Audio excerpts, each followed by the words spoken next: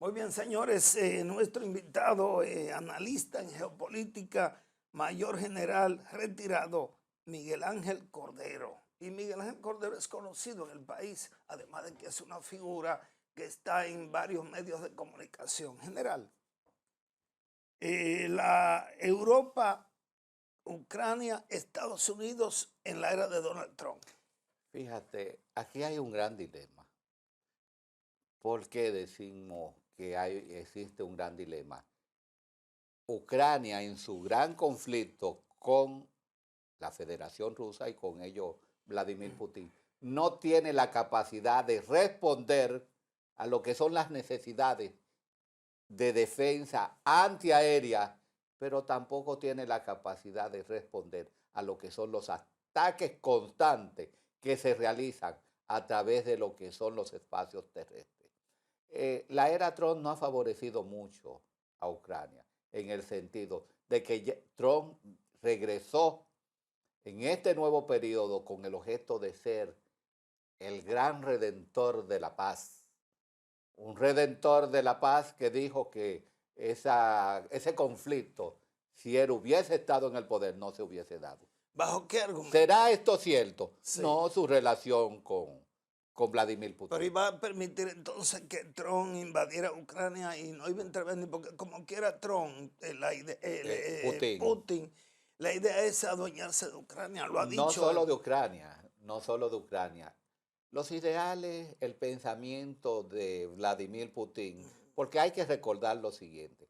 Cuando cayó el muro de Berlín en el 90, ¿dónde se encontraba Putin? Putin era un oficial de la KGB y se encontraba ahí en Dresde, próximo a ese muro, en ese pueblo de Dresde. Cuando cayó ese muro, le cayó prácticamente encima. Y Putin tiene, digo yo desde el punto de vista como psicólogo, no, tiene un trauma. Sí. Yo lo visualizo, tiene un trauma, padece de un estrés postraumático. Y lo dijo en días pasados, que eso nunca debió suceder, lo que fue el ámbito de la perestroika. Una perestroika la cual se vio Gorbachov obligado y precisado porque existía un gran desastre.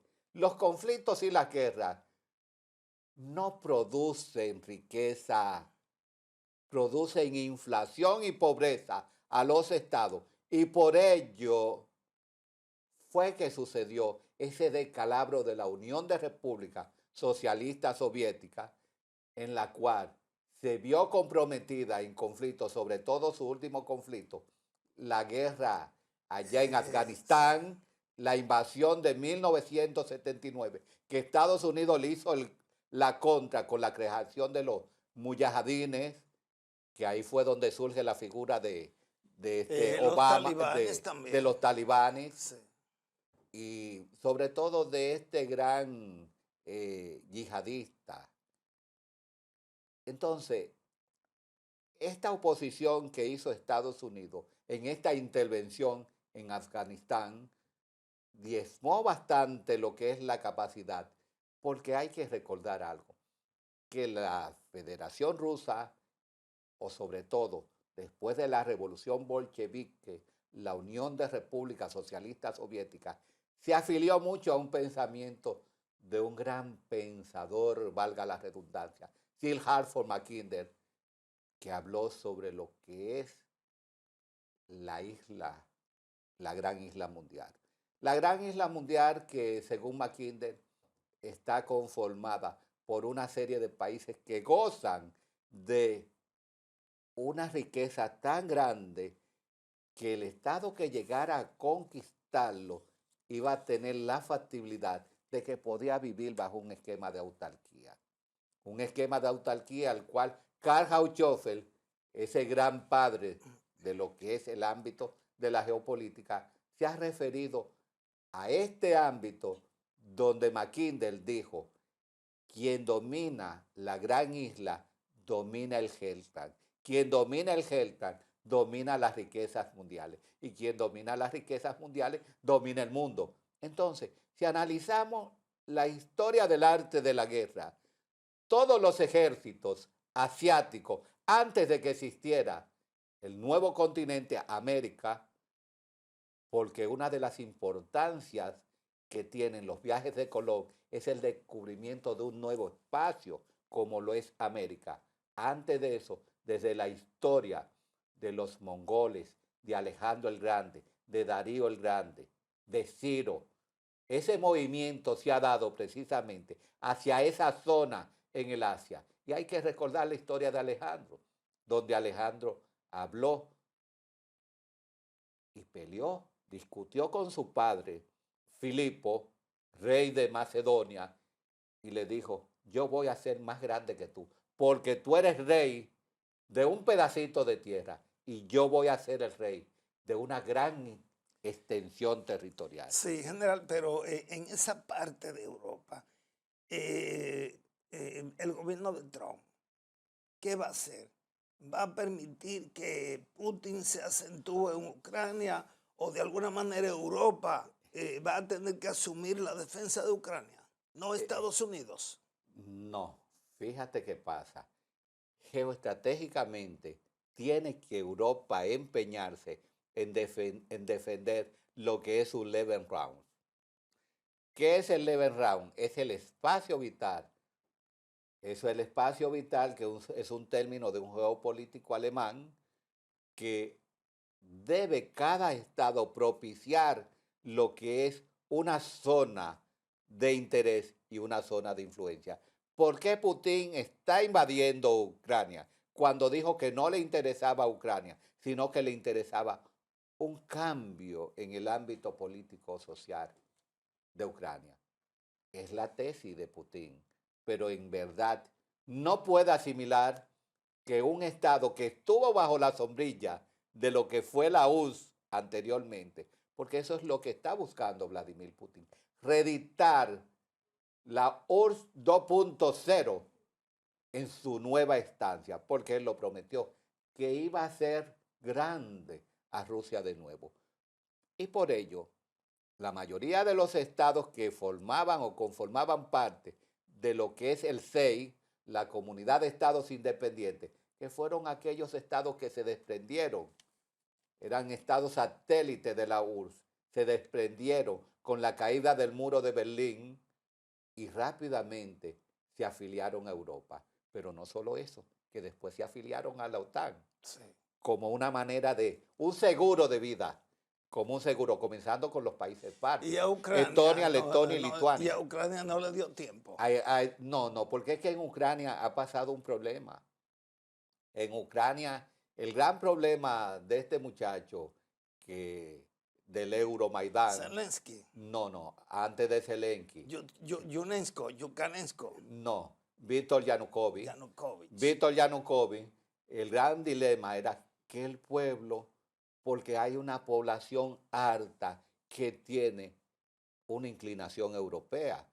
Está bien, allá abajo por el Donbass, un Son poco rusos. Zaporilla, tienen una inclinación prorrusa, tienen una inclinación prorrusa, de habla prorrusa, pero también le interesa la buena vid y eran prácticamente ya adiestrados, amaestrados a vivir dentro de una comunidad europea. Entonces Yanukovych le prometió a los ucranianos que iba a ser una afiliación con Europa, que iba a propiciar un acercamiento con Europa, pero luego cambió el discurso, cambió la Por la narrativa presión de Trump, y ahí es donde Putin, viene, por la presión por de la presión de Putin. Claro. Y ahí es donde se da en el 2014 lo que fue el Euromaidán y lo deponen, lo tumban del poder. No es Estados Unidos que lo depone, no.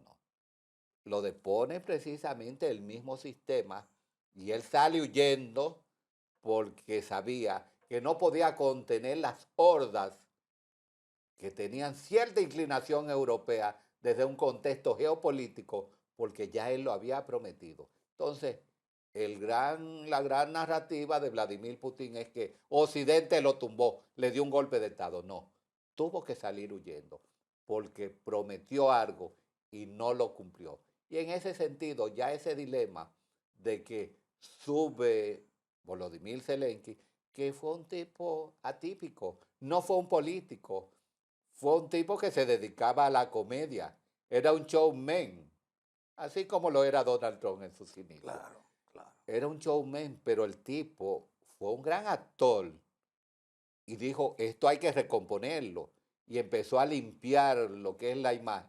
Pero Ucrania estaba sumergida y todavía está sumergida en lo que se llama una corrupción indeble, donde ha tenido Zelensky que empeñarse para eliminar algunos sectores que en sus inicios eran prorrusos y que por ello Putin entendía que iba a ocupar a Ucrania en menos de una semana. Debemos recordar que cuando hubo esa invasión se estaba dando en Beijing lo que eran las Olimpiadas, porque él cada vez que hay juegos, así mismo debemos recordar que en la Guerra de los 6 días, un 6 de agosto del 2008, también se tiró a Georgia. Sí. Una guerra que duró solo 6 días, del 6 de Él agosto al 12 aprovecha de agosto. momentos de entretenimiento. De entretenimiento, que se encontraba Barack Obama allá en Pekín en los Juegos Olímpicos y aprovechó ese distanciamiento e invadió bajo el pretexto de que Georgia quería invadir a Osetia del Sur y tomar a Abjasia, pero salió huyendo rápidamente porque sus fuerzas aéreas, sus fuerzas militares todavía no tenían esa capacidad ofensiva. Y ante la solicitud y el engranaje de la comunidad internacional, sobre todo Europa, porque Estados Unidos no hizo mucho, tuvo que ceder. ¿Pero por qué tuvo que ceder? Porque Rusia dependía mucho de los commodities, del consumo, tanto del gas como de la venta del petróleo a Europa. Eran sus principales adquisidores de petróleo, no China, todavía China para ese entonces no existía en lo que es el ámbito económico de Rusia. Y algo que vamos a proyectar y lo vamos a anunciar aquí, es que hay unos amores entre China y Rusia en estos momentos, donde se han jurado un amor eterno. Eso no existe. Los estados no tienen amor eterno, lo que tienen es intereses. Y allá en Rusia existe lo que quiere China, muchos terrenos baldíos para 1.400 millones de habitantes, que en su mayoría son agricultores y que necesitan tierra para sembrar, como lo es el caso de Vladivostok. Vladivostok, que es un espacio donde eso era chino anteriormente y que el César Alejandro III se lo quitó a China. Y esa es una deuda porque zar significa César. Sí, sí. Esa es una deuda todavía que tiene pendiente Rusia con China, pero China, después de la invasión en el 2023, le cambió el nombre en la mapología interna y no se llama Vladivostok, se llama Hai-Sheng-Wei. Volvió y recuperó y le puso el nombre. Eso indica, y parece que Putin no se ha dado cuenta de eso, indica, yo no te reconozco. Es como lo que quiere Donald Trump, cambiar el nombre de Golfo de México a Golfo de las Américas. Muy bien, vamos a la pausa. De regreso con el general Miguel Ángel Cordero.